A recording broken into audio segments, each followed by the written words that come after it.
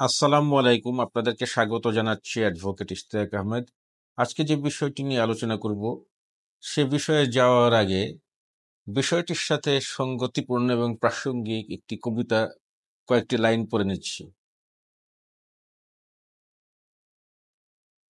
খোকা ঘুমালো, পাড়া জুড়ালো, বর্গি এলো দেশে, বুলবুলিতে ধান খেয়েছে, খাজনা দেব কিসে?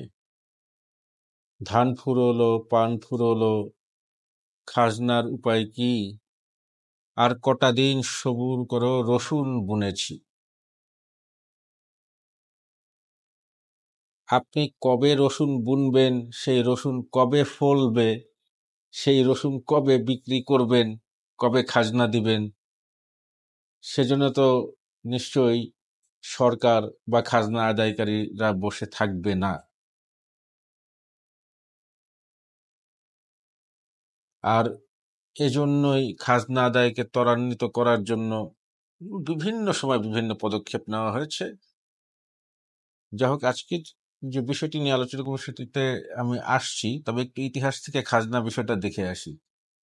প্রথমে কিন্তু ফসলের বিনিময়ে খাজনা আদায় করা হতো, এই জন্য সেই সময়কে মাথায় নিয়ে ওই কবিতাটা লেখা হয়েছিল। তো সময়ের পরিক্রমায় এখন ফসল দিয়ে খাজনা দেওয়া হয় না, এবং জমি খাজনা বা ভূমি উন্নয়ন কর দুটি সূত্র থেকে আদায় করা হয়। একটি হচ্ছে কৃষি জমি, আরেকটি হচ্ছে অকৃষি জমি। এখন কৃষি হোক অকৃষি হোক, নতুন যে ভূমি উন্নয়ন কর আইন হয়েছে 2023-এ, সেখানে কিন্তু অনলাইনের মাধ্যমে ভূমি উন্নয়ন কর পরিশোধের বিধান রাখা হয়েছে, যেটাকে বলা হচ্ছে ই ল্যান্ড ডেভেলপমেন্ট ট্যাক্স বা ই খাজনা বা অনলাইন খাজনা পদ্ধতি। www.land.gov.bd ভূমি মন্ত্রণালয়ের এই ওয়েবসাইটে ঢুকে ভূমি উন্নয়ন কর প্রদানের যে অপশন আছে সেখানে গিয়ে নির্ধারিত পন্থায় ফর্ম পূরণ করে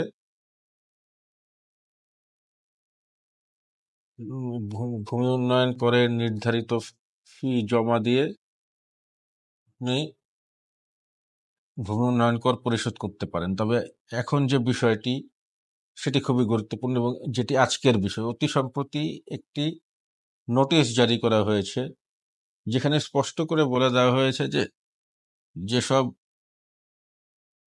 জমির ভূমি উন্নয়ন কর আদায় করা হয়নি কিংবা ভূমি উন্নয়ন কর যারা এখনো দেননি, তাদের থেকে কর আদায়ের লক্ষ্যে প্রতিটি ইউনিয়ন থেকে নিয়ে উপজেলা, উপজেলা থেকে জেলা, পৌরসভা, এমনকি সিটি কর্পোরেশন এলাকায়ও ভূমি উন্নয়ন কর বা খাজনা আদায়ের জন্য সরকার ক্যাম্প গঠন করবে। ক্যাম্প একটি নির্দিষ্ট সময়ের জন্য থাকবে, সেখানে আপনারা ভূমি উন্নয়ন কর প্রদান সংক্রান্ত বিষয়ে তথ্য পাবেন, এবং সেখানে তথ্য এবং সেভাবে ভূমি উন্নয়ন কর পরিশোধ করতে হবে। এবং এর পরেও যদি ভূমি উন্নয়ন কর অনাদায়ী থাকে, তাহলে সেই ভূমি মালিকের বিরুদ্ধে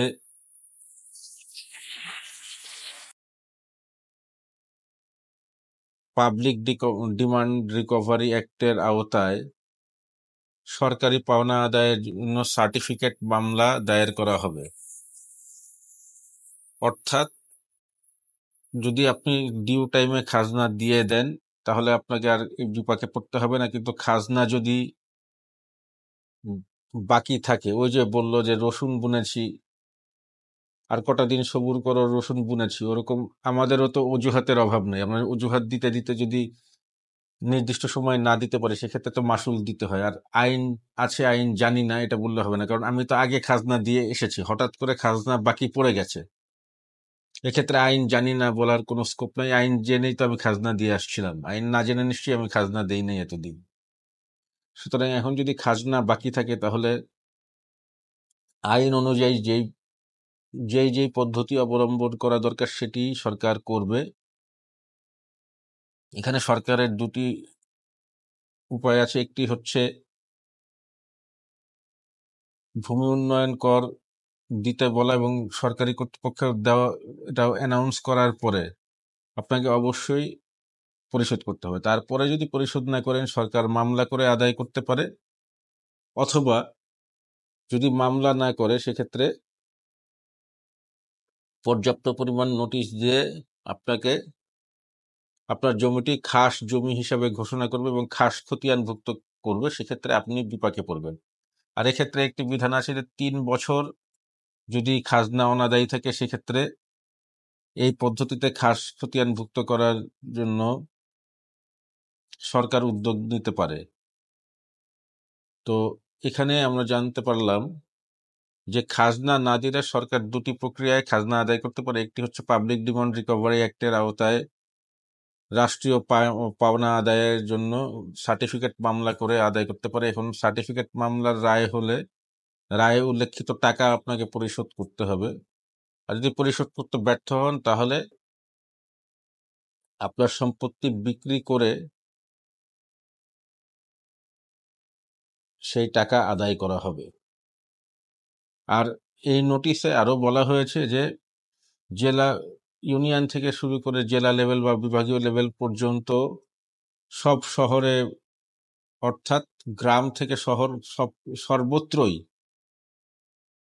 যে স্থানে এই ক্যাম্প করা হবে আপনাদেরকে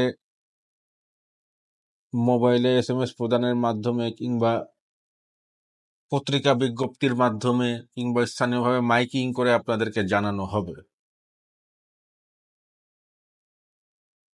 আসুন আমরা এই বিষয়ে সচেতন হই, অন্যকে সচেতন করি, ভূমি উন্নয়ন কর প্রদান করি। আরেকটি বিষয় মনে রাখতে হবে, এখন কিন্তু আর বৈশাখ থেকে চৈত্র এই 12 মাস অর্থাৎ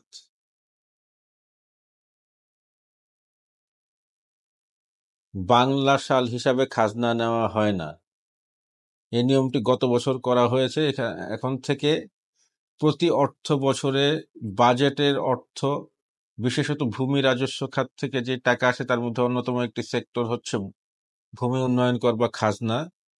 সবকিছু ট্যাক্স একসাথে আদায় করার জন্য এবং সরকারের বাজেট দ্রুততর সময়ে নিষ্পত্তি করার জন্য এখন এটি অর্থ বছরে করা হয়েছে বা ফিসকাল ইয়ারে করা হয়েছে। অর্থাৎ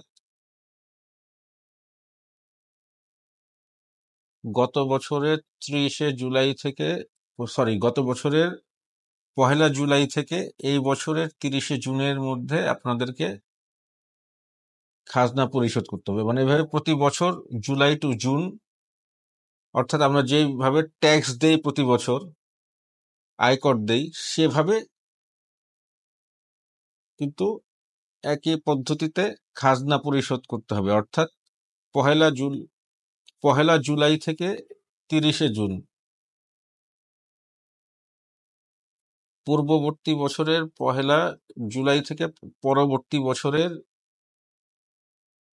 30শে জুনের মধ্যে খাজনা পরিশোধ করতে হবে। আজকের আলোচনা এতটুকুই। আপনাদের সুস্থতা কামনা করে বিদায় নিচ্ছি। আল্লাহ হাফেজ।